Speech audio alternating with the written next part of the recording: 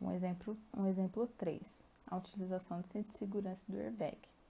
Qual que é a importância, então? O que acontece? Se você está de cinto de segurança, se de repente aquele carro está acelerando, de repente ele breca de uma vez, o que vai acontecer? Seu corpo vai ser jogado para frente.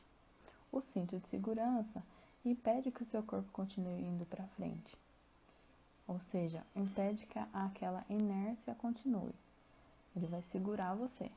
E o airbag é a mesma coisa. Na hora que aquele balão, posso chamar de balão, infla, ele vai impedir que você bata a cabeça num vidro, por exemplo. Você vai frear ali na hora que o airbag infla. Ok? Então, o cinto de segurança e o airbag, eles impedem que nosso corpo continue em movimento. Aí vocês também podem dar uma olhada na apostila na página 78, um exemplo dessa primeira lei. Agora, nesse exemplo aí, é para vocês começarem a entender o significado, o que vem a ser a segunda lei de Newton. Então, vamos ler aí comigo, ó. Imagine que uma bola de futebol seja chutada com toda a força possível. Primeiro por uma criança e depois por um jogador profissional adulto. A força aplicada pelo jogador será maior do que a aplicada pela criança. E a rapidez com que a bola aumenta sua velocidade será maior para o jogador do que para a criança. Aí a gente entende nesse exemplo que o adulto e a criança, eles influenciam na aceleração de um corpo, né? Essa aceleração do corpo, ela faz parte da segunda lei de Newton. Por quê? A segunda lei de Newton é a aceleração que um corpo adquire, ela é diretamente proporcional à força resultante que atua sobre ele e que tem a mesma direção e o mesmo sentido dessa força. Ou seja, quanto maior a massa de um corpo, menor a aceleração provocada por determinada força.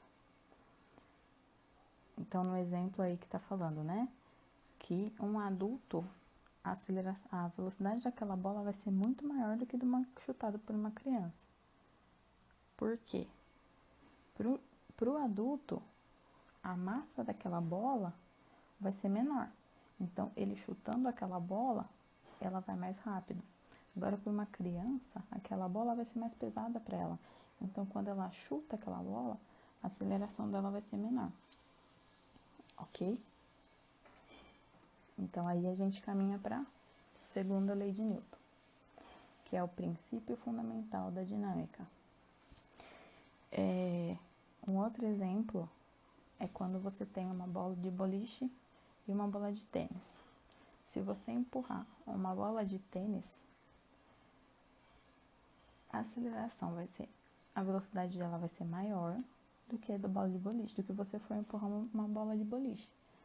Porque a massa da bola de boliche é muito maior que a massa da bola de tênis, certo? Então, aí, para a gente poder analisar essas situações, esses exemplos, a gente utiliza essa expressão matemática aí que vocês estão vendo, que é a força resultante é igual a massa vezes a aceleração. O que é essa força resultante? A força resultante é a soma de todas as forças. Por exemplo, a força que você aplica em um determinado objeto, como no exemplo da bola de tênis. Você aplica uma determinada força naquela bola. Então, a força resultante é a soma dessas forças. E aí, a força resultante, nesse caso, para a segunda lei, ela depende da massa e da aceleração, certo? E qual que, aí no caso, é a unidade de medida que a gente utiliza para a força resultante? É Newton, certo? E Newton a gente escreve com N maiúsculo, nunca com N minúsculo. Se ele pedir a massa, quilo, e a aceleração, metros por segundo ao quadrado. Lembra que metros por segundo é quando a gente tem a aceleração. Metros por segundo ao quadrado